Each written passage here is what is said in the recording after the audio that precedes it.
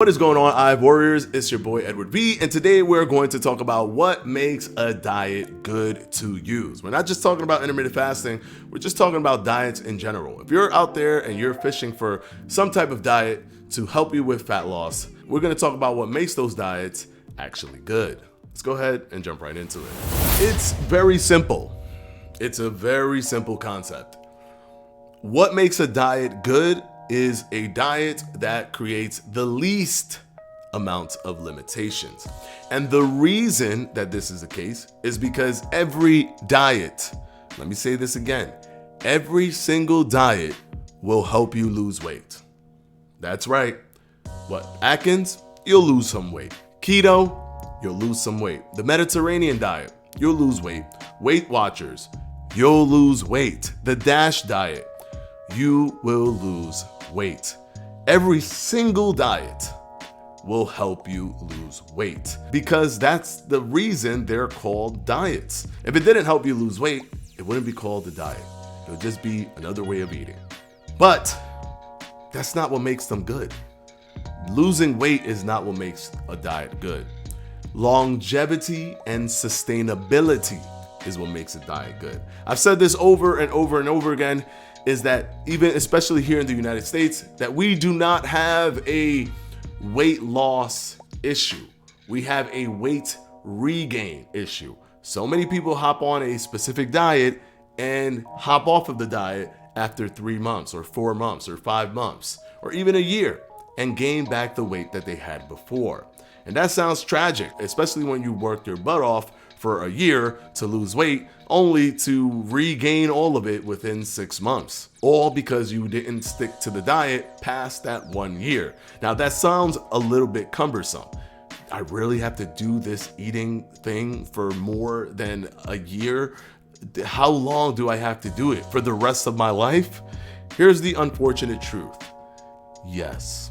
And that is why diets that create limitations are always the worst diet to choose from. Diets that create minimal limitations are always the best diets to choose from.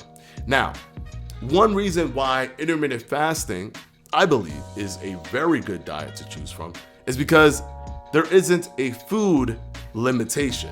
There isn't anything specific regarding the food that is required of you to do intermittent fasting. Now, throughout the course of your intermittent fasting journey, you could decide you want to do Mediterranean, or you can do this, or you can decide to do the DASH diet, or you can decide to throw in some keto dieting. You can decide to do all of those different things while still being in an intermittent fasting system. I'll be honest with you guys. I've tried other diets and I was never really able to stick to them.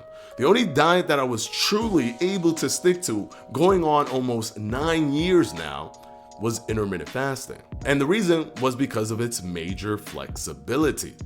It's incredibly flexible. I can eat what I want, technically when I want, as long as I design the specific hours that I want to eat and the specific hours that I don't want to eat. Not only that, not eating my fasting window is very easy to sustain because my body has just become fat adapted. Not eating when I'm supposed to be fasting is incredibly easy for me to do. I'm very occupied during that time anyways, doing work, so it doesn't even affect me. I don't think about food when I'm not eating. And then when I do eat, I get to eat the foods that I like.